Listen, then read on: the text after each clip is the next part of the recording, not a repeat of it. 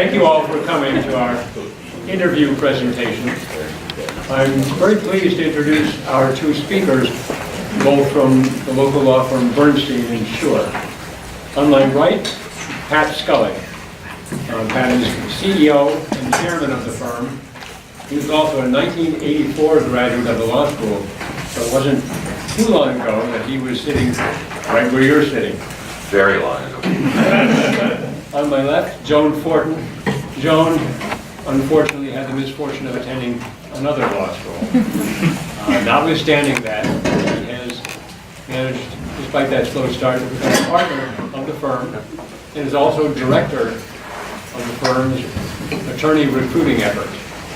Without further ado, here to talk about interviewing Pat and Joan. Hi everybody, thanks for having us and thanks for joining us for your lunchtime. We didn't really talk about how we're starting off. Pat and I have been on the hiring committee at Bernstein Shur together literally for decades, and that was probably on a good decade before I got to the firm. And then in the last 10 years, I've been the director of attorney recruiting.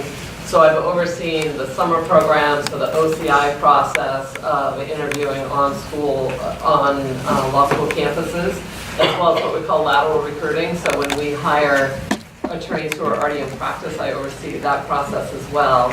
And the other thing I do is a ton of courtesy interviews, and we're going to talk about that in a little bit.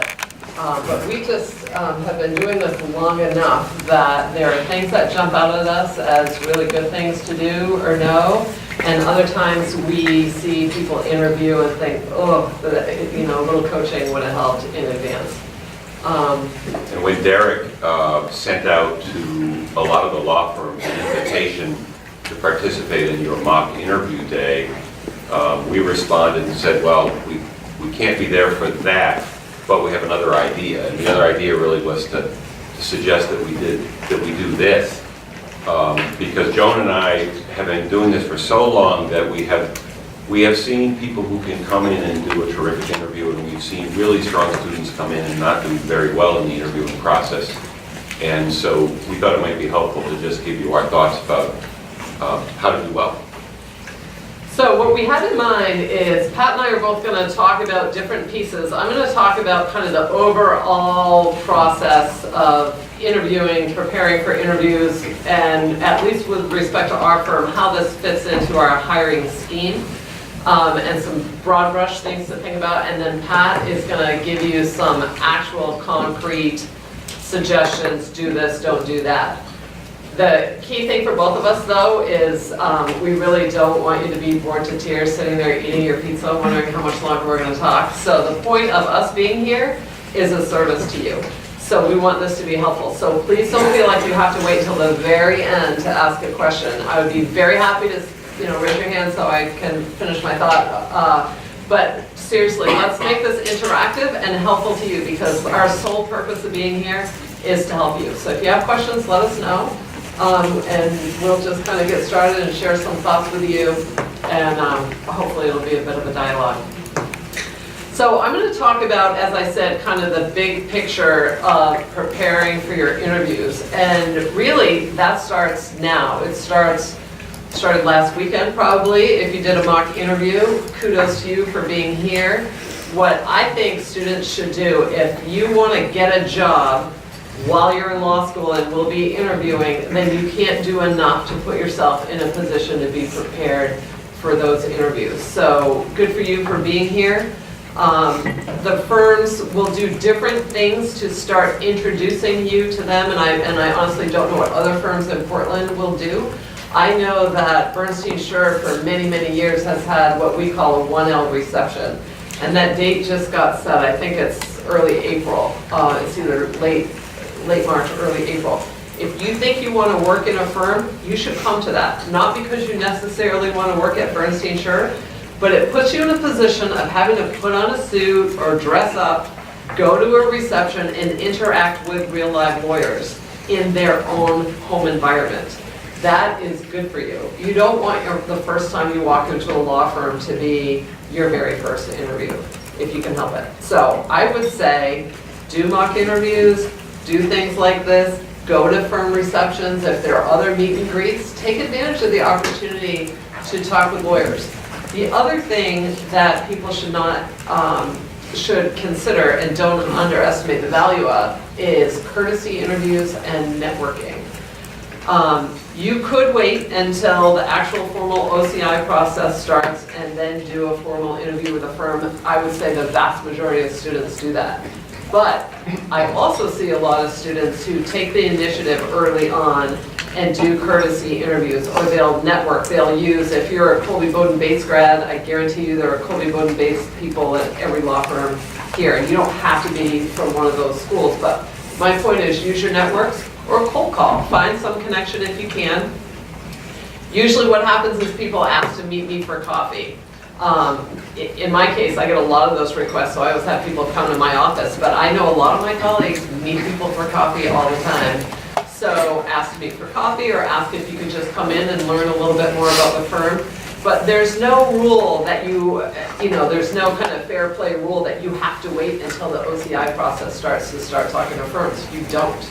And if there's a firm, start doing your research, find out. And let me just say, our orientation is firm because we've been at Bernstein, for both of us, for decades, but this advice really applies whether you want a government job or a legal services job. So we'll probably keep saying firm because that's where we come from, but it applies either way. So I encourage you to go ahead and start networking, start doing your research, start thinking about where you might want to interview later, and then find a way to go talk to some of the people that work there. And some people network with me as the head of hiring. That might feel too intimidating or kind of awkward for some people. You don't have to do it with me. Find someone who's a Maine grad, who's a first-year associate, and ask if that person would meet you for coffee. One thing to keep in mind, if you do courtesy interviews, ask the person when you're done if they would let the hiring partner know about those meetings. Lots of my partners tell me, I met so-and-so for coffee, I met so-and-so for lunch, really like the person. It's just a little thing, but if they're favorably impressed and I know it, then when I see your resume, you're gonna get a little extra credit because I know one of my partners is already impressed with you. So if you're gonna do the legwork of courtesy interviewing, a really important piece is make sure to ask the person if they're comfortable doing so to please let the hiring partner know that they've met with you. Let me just give you a quick example. Several years ago, I got a phone call from a young man who was a student here at this law school. His name is Kevin Decker. And Kevin was a 1L at the time. He reached out to me and said, I know you're an energy lawyer. I'm really interested in energy law. I was wondering if I could buy you a sandwich and we could chat about like how you got into it and what the opportunities are in that field. Now that happens to me probably much more infrequently than it does to Joan. And so I said, sure, I like sandwiches. And so we had lunch in the park. I got to know him a little bit, and then a few months later, his name came through the OCI process, and he's been with us full time now for 2 years, 2 or 3 years. Yeah. He is a fabulous lawyer, but his introduction to us and our introduction to him really started there. And I suspect that if he hadn't done that, given what we know about Kevin, that he would have gotten a job offer anyway if he'd just come through the OCI process. But it had a big impact on me, and it certainly helped him in his efforts. And one last thought on before we get into the OCI process. So for example, we're gonna have a 1L reception. I assume other firms will do something, follow up. So if you meet someone at that reception, you have a really great conversation, send them a note, send them an email, because those normally will get forwarded to me, and likewise other employers. So if you're interested, let people know. In terms of, I thought it might be helpful for you to hear, at least from our firm's perspective, how on-campus interviewing and law students fits into our overall hiring scheme. We actually do a fair amount of lateral hiring. So we hire, throughout the year, we hire lawyers who have been at other firms. But we have made a firm commitment to ourselves as a firm that we always want to be taking in entry-level lawyers. And so we do our primary hiring of entry level through the OCI process. So for us, that's going to start really soon with that reception. We all take notes about who's there. If you're there and have conversations with people, we're going to have notes from all that. Then we go through the OCI process, and there's screening by resume. So we're going to get a whole big packet of resumes, and 1 or 2 people will come here to interview on campus. And they're going to select up to about 15 people. We can't really interview many more than that in a day. And so we're going to do a whole bunch of on-campus interviews, and then we're going to call back 3 or 4 probably to the firm, and then we're going to have a more lengthy on-campus interview. And then from that, we select our 2L summer class. And from that, our hope is that all of those people will do well over the summer and will stay with us. And come back after graduation, after they've taken the bar. So the vast majority of new lawyers we hire are through that process. That's not going to be true for every firm, but I just thought it would be helpful to know how we do it. In terms of what we're looking for, so I want to start moving to the interview, and Pat's going to dive in more detail about the nuts and bolts of how to approach that. But what I want people to know, and what I'm getting at, is the nervousness factor. I can tell almost immediately who's nervous and who's not. And a fair number of people are nervous. And my response to that is this. By the time you get a callback interview at a firm or wherever you're interviewing, you should know that we know you're qualified for the job. There's no legal test. We're not going to be asking you questions about secure transactions or detailed legal questions. We can tell from your GPA, law review, jobs you've had, and that's not to say you have to be on law review, but I'm just saying, by the time we get to an interview, we know you're qualified. So at that point, really what we're looking for is fit. I think any firm you talk to is going to tell you that culture is important to them, and that is certainly true for us. And the way I look at it is we spend a lot of time at work, and a lot of people spend more time at work than at home.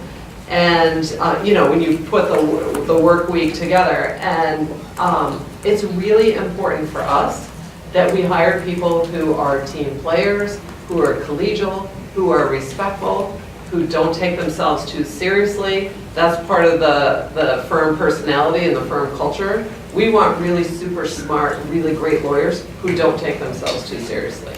So part of us, what we're looking for is, how does that person interact? How comfortable are they in their own skin? How well are they able to hold a conversation? Some of the questions I think of when I'm interviewing someone: would I feel comfortable leaving that person alone in a room with my client, or am I going to be really nervous doing that? So that's what we're looking for. And you know what you need to do to answer those questions? It's really super easy. All you need to do is be yourself. So I think people go in interviews really nervous about how to present themselves and what to say and what not to say and all that. And despite what I'm saying now, Pat is going to cover some of that.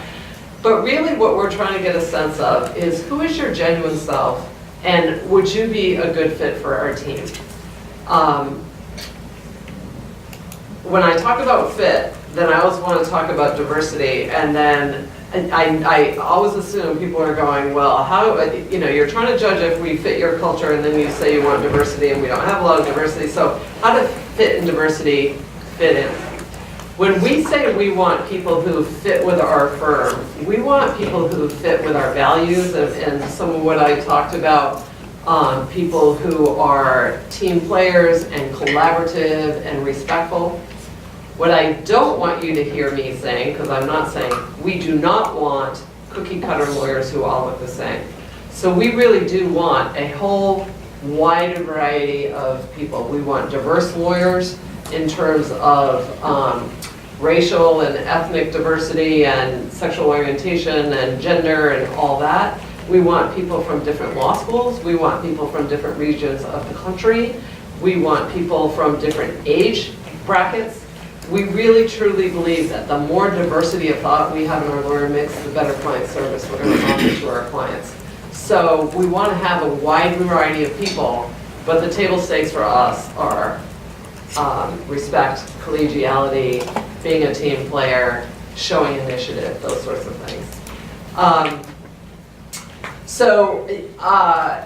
The other thing I'll just mention on for us, and this is going to be different, but the tip I have for you is to find out before you go to a callback interview what the process is. Bernstein Shur is a little bit unique in that we do a group callback for an hour. And so we always try to make sure people know that so they won't be taken off guard. But some firms will do serial short interviews. So you might interview 20, 30 minutes with one person, then you go to the next hall, the next office, next office, next office, next office. We do not do that. We have a group of about 5 people in the room, 4 or 5 people in the room, and we do a group interview. And we think that's really helpful because we see the interaction, we can jump off people's ideas, and we think that's very helpful. But you don't get asked the same question 6 or 7 times. Right, right. Once. But you should know. So feel free, when you go through this process, someone is going to call you and invite you for a callback. And it's entirely appropriate for you to say, what is the forum? Or what's the format for the callback? Will I be in separate individual interviews, a group interview? So you want to know that. The last thing I'll say, and then I'm going to turn this over to Pat, is we have started changing the types of questions we ask at interviews. And the concept, if you've not heard this yet, that you should Google and learn about, is called behavioral interviewing. Back in the day when I came through the process and when I was on the hiring committee for many years, we had people who asked questions like, what is the most recent book you read? I'm not sure what that tells you about a person, really. So we'd get all sorts of random questions, and we would ask hypotheticals. How do you think you would handle blah blah situation? You know, there's a whole movement in hiring and HR called behavioral interviewing. And really the idea is we don't want to ask hypothetical questions. We want to ask you what you have actually done in certain situations. So it's worth giving some thought to that. So I'm trying to think of some off the top of my head, but I'll tell you what we do. We have a whole bunch of resources on behavioral interviewing, and we have tons of questions broken out by categories. So for example, leadership, and we might have 10 behavioral interview questions under leadership. Initiative, teamwork, you know, just all these different categories with lots of questions. And what we do before callbacks start is, as a hiring committee, we go through and decide which categories we want to focus on that year, and everybody picks a question from that category, and we ask every single callback, we ask those same questions so that we can compare, so that we want to be fair in terms of what we're asking.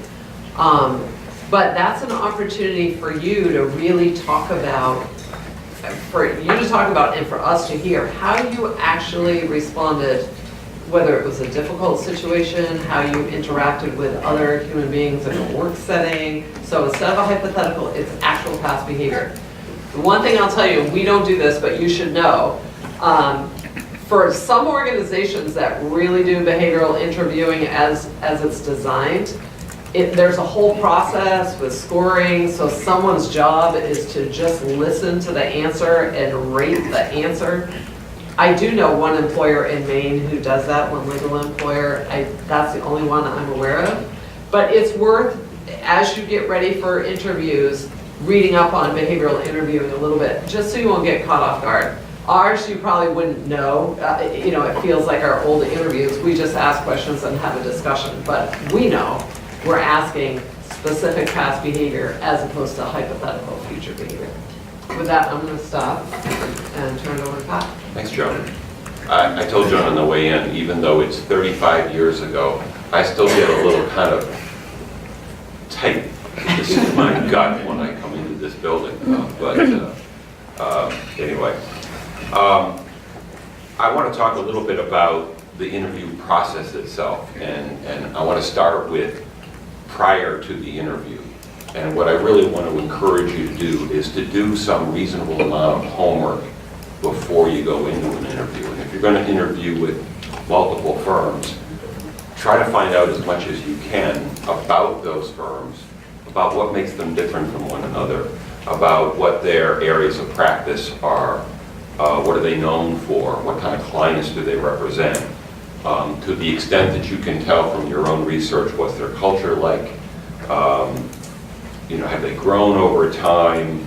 You might even look at important matters or cases that show up that that firm or the lawyers in that firm have been involved with, so that you come in with a better sense as to what that firm is all about.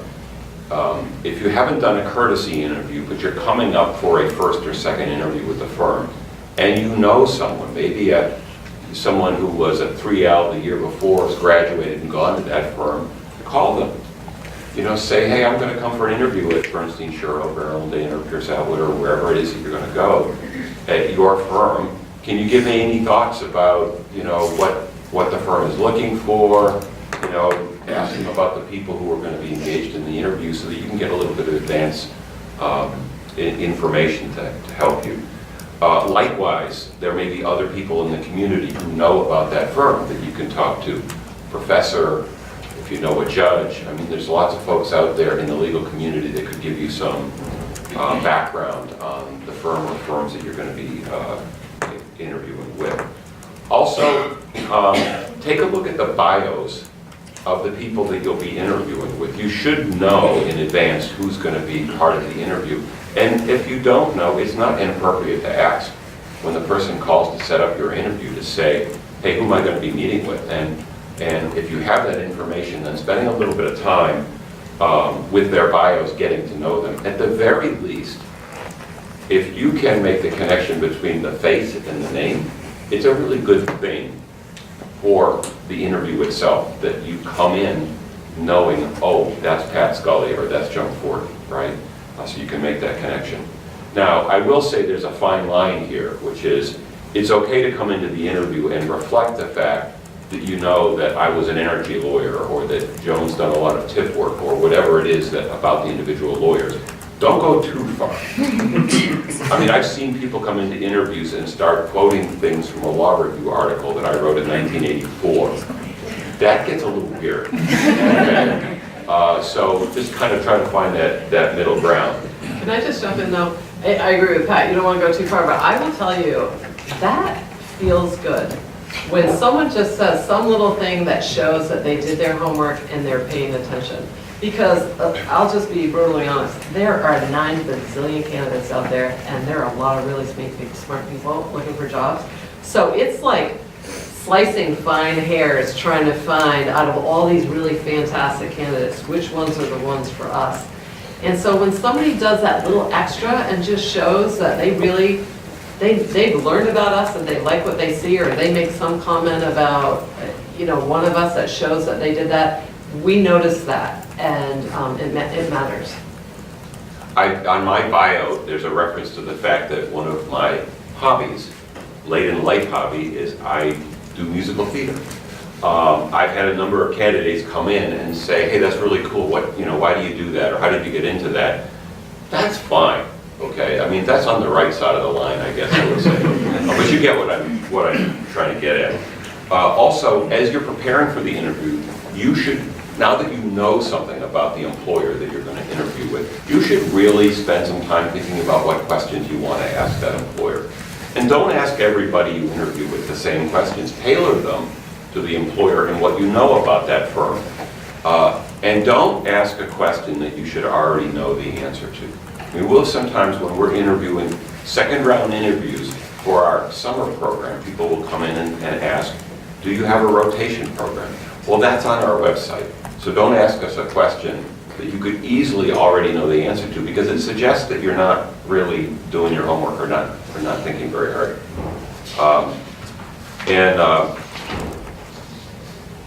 I think that really thoughtful questions also demonstrate that you're serious about this, that you're thinking long term, and that you, like us, are trying to determine whether or not this firm or this employer would be a good fit for you. If it's a second interview, I would say don't be afraid to ask questions about things like compensation, wages, benefits, time to partnership, responsibility given to associates, opportunities for advancement. Those kinds of questions rarely get asked in interviews. I'm always surprised, I'll come right to you, I'm always surprised that people in a second interview don't ask those questions. Doesn't it matter to you how much we were paid? Well, that they should know. They should know, with respect to the summer clerkship. Right. But having a sense of some of those important, what's your medical plan look like, or how long would I need to be an associate before you consider me for partnership? Those are questions that I want to know the answer to, so why wouldn't you? So don't hesitate. They're not inappropriate questions at all. Yes, you have. About, you have that summer program and then you hire on. Of those people that you hire on, what percentage would you say are negotiating their salary at that point? 0. And do you encourage salary negotiation? Wow, I feel like you're a plant. I will be talking about the gender wage gap on Thursday. And maybe you could offer some insight as to how to maybe initiate those conversations. Yeah, so what we do for both our summer clerkships, that's a set salary, and for our entry-level associates, we as a firm decide each year what our starting entry-level associate salary is going to be. And that generally is a lockstep for the first few years that you're an associate with us. We try very hard not to make significant differentiations in terms of comp for associates in their earlier years. As they get more senior and we've got more evidence of a whole number of factors relating to their performance, we then start to make adjustments in their compensation. And I think as a more senior associate, it's certainly not inappropriate to come to us and ask about what opportunities there might be to get additional raises and to make your case, but certainly not on the front end. I also want to stay true to our topic, which is interviewing, but I'm happy to chat with you about that later if you would like. Okay. To the extent that as you're preparing for the interview, you have a pretty good sense of what makes this particular firm unique or what its culture is or why you think it might be attractive to you, don't hesitate to try to reflect that in the answers that you give and the questions that you ask.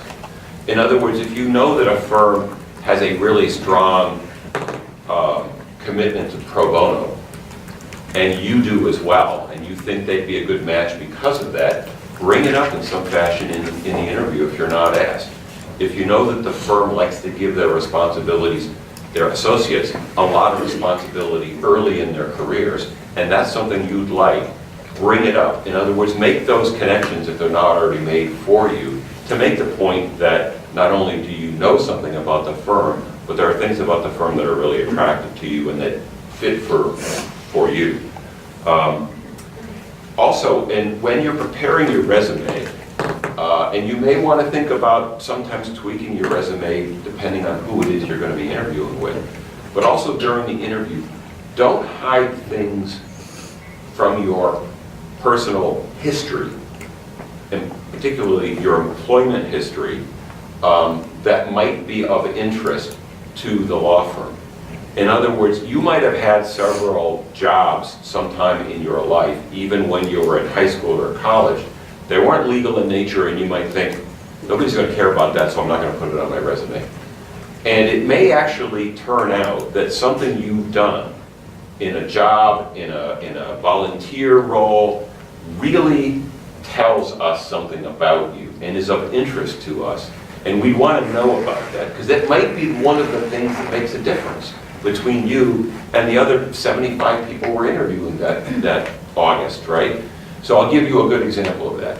When I was a student here and I wrote my resume and I started interviewing for a summer clerkship, one of the things I really struggled with, I had worked for a couple of years between college and law school. One of the jobs that I had, I went out with some friends to Oklahoma and worked as a roughneck on an oil rig.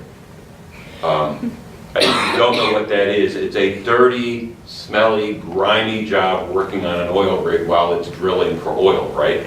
And I debated with myself whether to put it on the resume or not. And at first I thought, no, that's just going to make me look like something I don't want to be. And I ultimately decided to put it on my resume. When I went to my second round interview at Bernstein, Shur, and I walked into a room where there was, at that time, all of the partners were in the room, so there were like 12 or 14 people in the room. That's all I wanted to talk about. I mean, literally, we talked about that job for half an hour, and I was wondering, when are we going to get to the kind of legal related questions? So my point is simply, we want to know about you and interesting things about you and things that you've done and experiences you've had. Don't hide them from us, because they might very well be the things that make the difference, between, that make us really say, that's really cool, that's somebody we're interested in. Before the interview, or as you're getting prepared to come in for the interview, dress like a professional would look. Think about, how would I dress if I were coming into work at this law firm, my first full day of work? Dress like that. You don't need to go way over the top, right? You don't need to go out and buy really expensive clothing. You know, at a law firm, you might want to tailor this somewhat depending on where it is that you're interviewing. So there might be some employers that are a little bit more casual, a little bit more laid back, and would prefer you to be a little bit more dressed in that fashion. And you can always ask the question, right? It's not an inappropriate question. At most law firms, you want to dress, relatively formally in business dress clothes.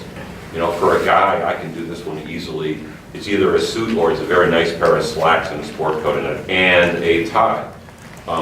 Joan may have to help me. Don't even try. Don't even try it? Okay. This is one of those places where I get into trouble. Move on. You know, once you've got the job, you can adjust your style of dress to kind of fit with whatever the expectations are of the place.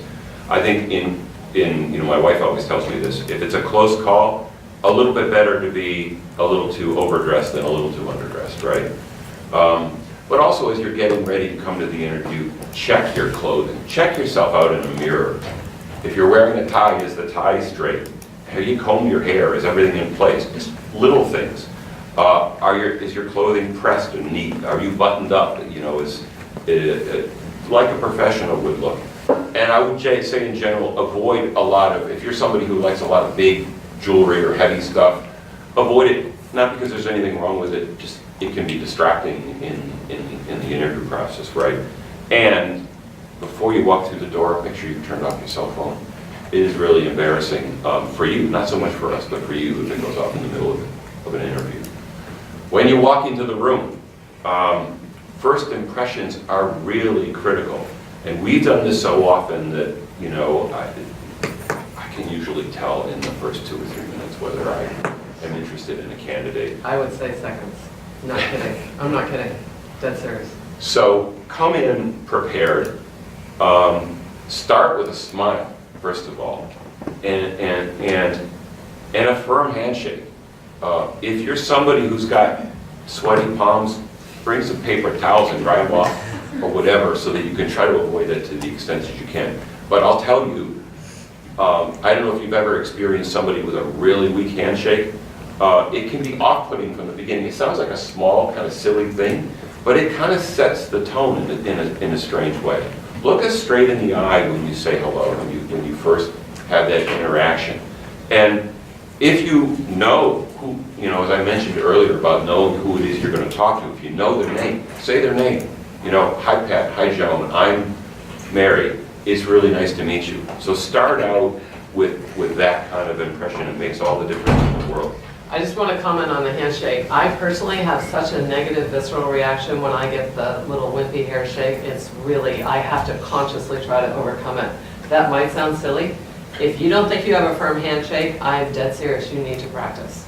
And practice with your friends or whatever. But that, because if you haven't read Malcolm Gladwell's work, you should. But people form opinions instantly. And even, for someone like me, I try to override, but I am overriding a negative impression the second I touch your hand and it's wimpy. So, and I'm not alone, I've heard lots of other people say the same thing. So shake hands with each other, and if you get any feedback that you don't have a good firm handshake, then you've got to work on that before interviews. I know that sounds silly, but I'm dead serious. Now, you're not trying to crush fingers, okay? So, it's just really a good, solid, firm handshake. When you come in and you sit down for the interview, sit upright, okay? Don't do this. I mean, really, some people do this. And Or they get way back, like, you know, it's like, yeah, whatever. I bet these things all send a message. Your body posture sends a message.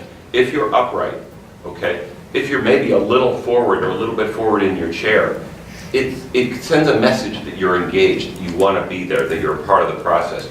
Don't cross your arms and don't like put your body into a position that looks like you're kind of closed off from the people that are interviewing with you. There are lots of resources out there by people who know much more about this than I do, about body posture and what signals it sends. But believe me, we see people who send those kinds of signals, and again, it's very off-putting from the beginning. And I think it's nervousness, I will say. I don't think people don't care. I think they're just trying so hard to be relaxed that they look too relaxed, you know, so. You want to get the jumper cables out. During the interview, and I guess this would be my number one point, I think Joan made this at the outset, and I shouldn't use this expression, but I sometimes have what I call a potted plant interview, okay? That is where the person sits there, waits for a question, answers it, and then waits for the next question and answers it, and then waits for the next question and answers it. I will tell you, as an interviewer, I want to shoot myself about 5 minutes into that interview, okay? This needs to be a conversation. We want to learn about you, you want to learn about us. It's not an interrogation. Treat it as a conversation. And that, if you look at it that way, that should also help you get over your nerves a little bit. Engage with the interviewers. Come with things that you want to say. Come with questions that you want to ask. You don't want to dominate the interview, because I've seen that happen as well. But you want to be an active participant in the interview. So keep in mind what I talked about before. When I talked about fit, we spend a lot of time together. So when we're interviewing, we want to find out who's it going to be fun to work with. I mean, again, intellectually, you've already passed our test. So we're trying to figure out who am I going to enjoy being on a case with? Or if I'm closing a deal at 3 in the morning, is it going to be okay to have this person in the room? Or if I've got my favorite client who I really, really have this great relationship with, am I going to want that? And so we just want to have a conversation and get to know you as a human being. And what I always tell candidates is, remember, this goes 2 ways. You do not want a job where you have to go to work every day and put on your work face. And I know people who have had those jobs, and you probably do too, right? You want to have a job, I would think, where you can go to work and be yourself, and be your best self, and do your best work, and know that you're valued for who you are and what you have to contribute. So bring that person to the interview. And guess what? If it's not a good fit, it's better you know that early on, because you want a place where you feel comfortable too. So it goes both ways. I do want to give a concrete example about the interviewee who doesn't engage. I had an interview a number of years ago, and I interviewed a woman who was #1 in her class. Fantastic on paper, and I went into the interview assuming this is someone we might want in our summer program. And afterwards, I didn't give her a call back. And it was a little bit of time went by, and she reached out to me and asked if I would give her feedback. And she said, I'm not getting any callbacks, and I don't understand why. Would you be willing to give me feedback? And then we had a very candid conversation. I gave her specific examples from our interview. And you probably haven't read my bio, but I practiced in Alaska for a little while. I'm admitted in Alaska. I own property in Alaska. Alaska is all through my bio if you're looking carefully. She had just come back from a vacation in Alaska. And again, I was just trying to get to know her a little bit. That's a super easy topic for me to talk about. I tried to talk about Alaska. She would not engage at all. And I was just trying to make conversation, and I got wooden face and one-word answers and just didn't engage. And so I thought, wow, that's odd. And so throughout the interview, I kept trying to engage and nothing. I got nothing back. So I told her, I said, I thought you weren't interested. You didn't show any interest in me personally. You didn't show any interest in my firm. I got no sense you even wanted a job at my firm. And her answer was, I was trying to evaluate the firm. I was trying to evaluate whether you were someplace I wanted to work. And I said, well, you do need to do that, right? You do need to evaluate which employers you actually want to go work with.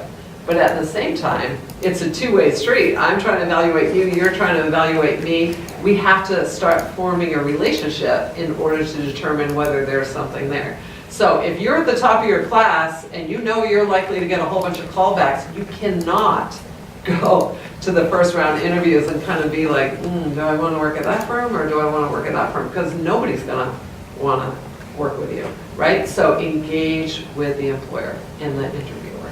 And you know, nerves are okay, we all have them, but you're really going to have to try to get control of them, and people use different ways of doing it. But keep in mind, again, as Joan said earlier, this is not an interrogation. We don't want you to fail. We want you to succeed. The person doing the interview wants to see the best you. They want to see you be yourself and be awesome in the interview. They're on your side, right? They just want to get that from you. And maybe one way to think about it is for you to kind of sympathize with the interviewer. I mean, if you can just imagine in your own head what it's like to look at hundreds of resumes and interview tens or dozens or multiple dozens of people, it's hard to do. And it's hard, and it's, you know, we're looking for those extra little things, these subjective things in addition to the objective stuff that's on your resume. And if you can think about how can I make this experience more pleasant for that person instead of worrying about how I feel internally, you can turn it externally. I think it'll help you maybe get beyond kind of your own fear or your own nerves and really engage more fully.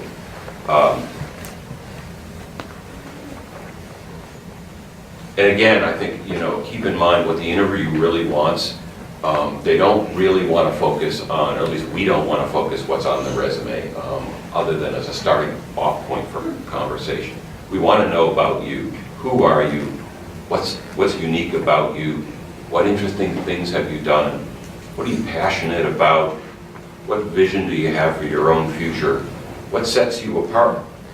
Why should we want to have you as a part of our team, as opposed to all the other good candidates that we get to see? And that really means wanting to kind of get an inside glimpse on you.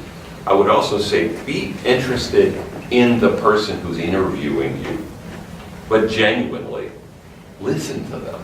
I sometimes see people in interviews and as the interviewer, you're asking them questions or you're talking to them and you can tell that they're like thinking about what's the next thing that's coming after this or what's the next question I'm going to ask. Be in the moment with the interviewer. Listen carefully. And react genuinely to what they're saying. If they ask a question or if they make a statement about the firm that rings to you, then you can jump in and follow on with that and add your own perspective to it. But you can only do that if you're really in the moment with them, right? And allow the conversation to go where it's going to go. You know, sometimes I've been in law court arguments where I was too worried about getting the points that I had down on paper out and not worried enough about answering the questions that the judges had for me. And you know, one of the things I've learned is their questions are more important than what I have written down on my piece of paper. The same thing is true here, right? Don't let your stuff get in the way of letting this conversation go where it's going to go.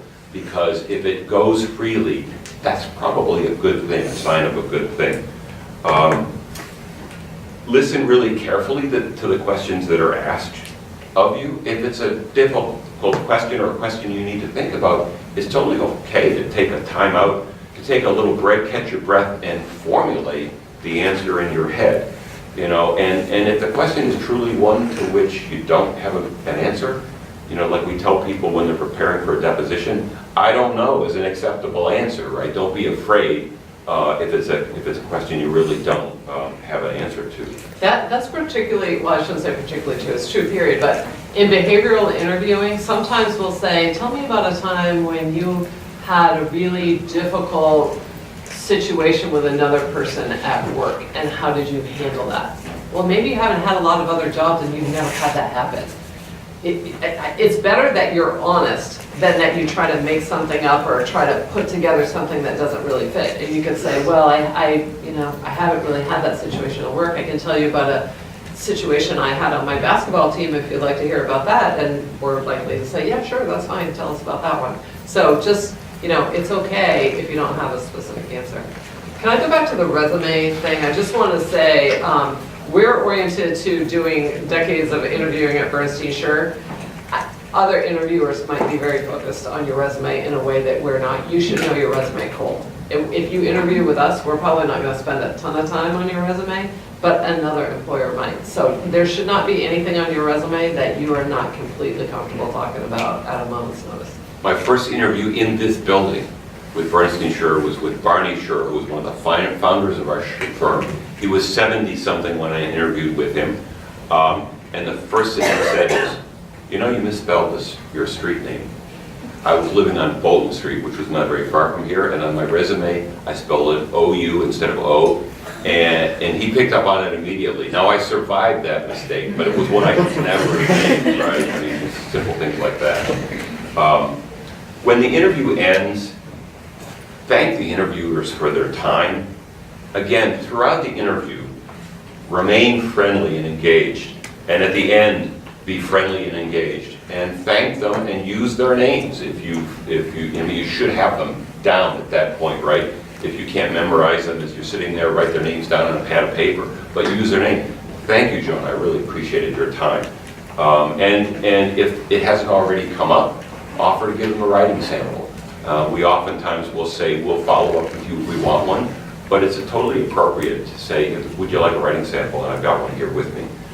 I would also suggest that after the interview is over, promptly sit down somewhere and take notes on what just happened and who said what, and who asked you what, to the extent that you can recall it. Because I think what you want to do after the interview is to follow up with a note to each of the people that you interviewed with. And if you've got contemporaneous notes on what happened, then when you sit down to actually write a note or write an email, then you'll have a better recall as to what happened. Personally, I recommend a handwritten note. I think it's more personal. It doesn't work for everybody, and it's not the end of the world if it's an email. But I do think it should be personalized. In other words, if Joan asked you a question about something, if you had an exchange with her about something, then in your note to her, reference that. And in your note to me, reference something else. And so those kinds of things just demonstrate that you were paying attention, that you're very interested, and in the note you can restate your interest. There's nothing wrong with saying, I'd really like a job. I'm noticing the time. Yeah. We should get to questions. I want to say in the notes, I recommend handwriting too. Most thank you notes I get are email now, and as the head of hiring, I get them all, and I'll tell you, it feels like an obligation because it feels rude of me not to then respond to your thank you note, which kind of defeats the purpose. So a handwritten thank you note feels great. An email thank you note is better than no thank you note, but I often then feel guilty if I don't respond to it, and I'm too busy to respond to most of them, so it's whichever. It's fine, but do it a note. Sorry, we talked a little longer than we actually planned on, and we don't have a ton of questions. I know you have a I was question just here. going to ask the handwritten note versus email. Yeah. Yeah.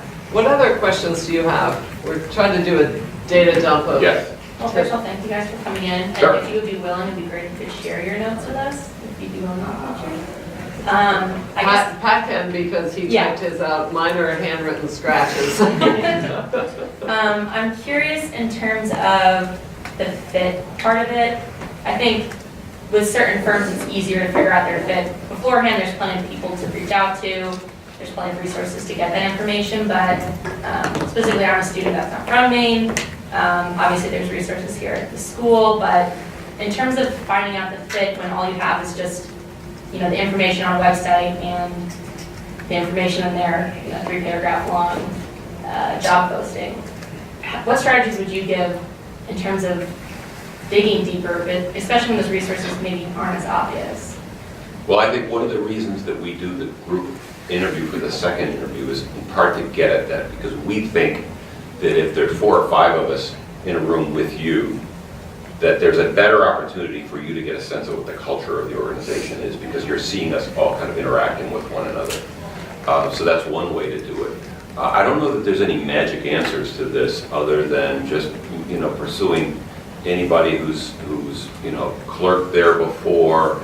I think following your own network of people to try to find out what you can find out about people's experiences there. If there are students here that clerked there the prior summer, or graduates who've now gone on and worked at those firms, there's certainly no downside to calling up somebody, even if you don't know them, who's a recent Maine Law grad and is now at that firm, and say, hey, I'm preparing for OCI, and I'd love to get your feedback on what's special, what's unique, what the culture is like at your firm. The other thing is, I would suggest when you go to an interview, one question that you could all ask is, could you describe the type of new associate who is successful at this firm? Because I could answer that right off the top of my head, and I bet you get a very different answer, at firms all over the place, or employers. So I think that's just one piece of your investigation in terms of fit and culture. A lot of people ask the question, there are a lot of good firms in Portland, culture is important to me, what makes your culture different than the other firms? It's not a bad question, but sometimes you may find that you're getting something very similar in people's answers, because we all think we've got a great culture at our firms, right? So that, again, it's worth asking, but I wouldn't necessarily bang on it. And we try really hard not to comment on the culture of other firms. I really do not want our people commenting, trying to say, well, we're better than that firm. So do your own homework on that. What questions do you have? I want to try to get to more of what you want to know. You guys mentioned a couple times about, top of your class, law review, stuff like that.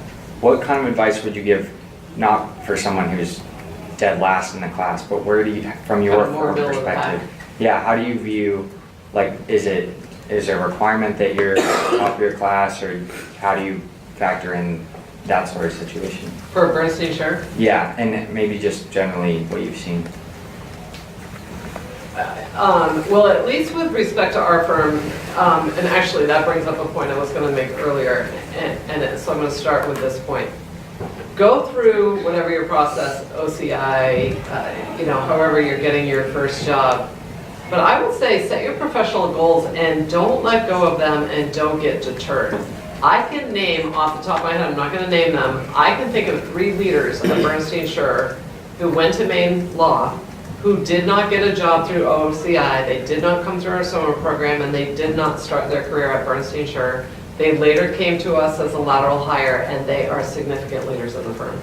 So by virtue of the fact that even though, obviously not all firms in Maine do OCI or have a summer program or hire that way. And those of us who do, I mentioned, we try to hire from different schools, so we don't hire that many anyway. We're not going to hire only from Maine. So I'm sure there are really fantastic people in this room who would be great, who won't necessarily get a job. And I'm just using our firm as an example. This goes for any job you want. You might not get it the first time, but don't be deterred. Keep going, do your thing, get your skill, improve your skills, and then come back at it another time, I would say. In terms of when we come on campus, we generally try to hire out of the top 10. I'm just being, direct and honest about what we're looking for. When we come here, we generally look for the top 10 and law review. But I can, again, name people in my firm who did come through OCI who didn't have either of those things. So, there's no hard and fast rules. We really do look for the actual human connection and potential, and sometimes we see it in people who, didn't have the most stellar grades in law school, but we see other things in their resume and in their interactions that let us know that they would be a good fit, and those people are really good lawyers. I think in general, obviously different employers and different kinds of legal employers care more or less about GPA. And you will learn that as you start to go through the process about how important that is to different employers in the interviewing process.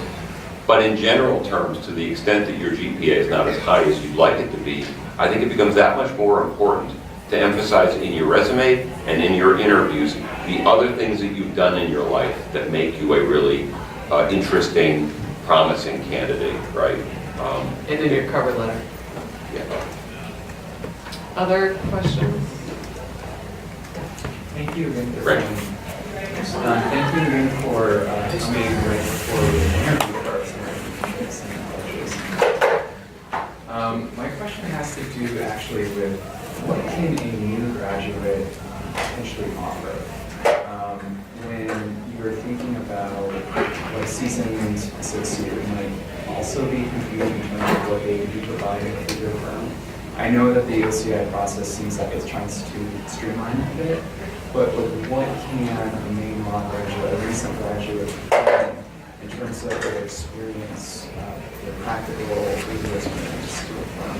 How do you try to tailor it in that respect? My response to that is it's not your practical legal experience that we're looking for. Generational depth is extremely important to us. We try to make sure that we have really good, solid lawyers at every step along the way. And you're not competing for a job with a really talented lawyer who's got 3 years at Sidley Austin. You're just not. So what we're looking for are, again, all those fit things I talked about, people who have demonstrated academic success, so we know you're smart, we know you're a hard worker. I personally look for drive and initiative because we want people who are eventually going to be able to build a book of business, they're going to be able to attract clients, they're going to maybe develop a whole new area of the law that our firm isn't practicing in right now. So I'm looking for all those qualities, and I can see those qualities in a brand new lawyer. I'm not looking for your legal expertise because you don't have it yet. And so we're looking for something different when we interview new students.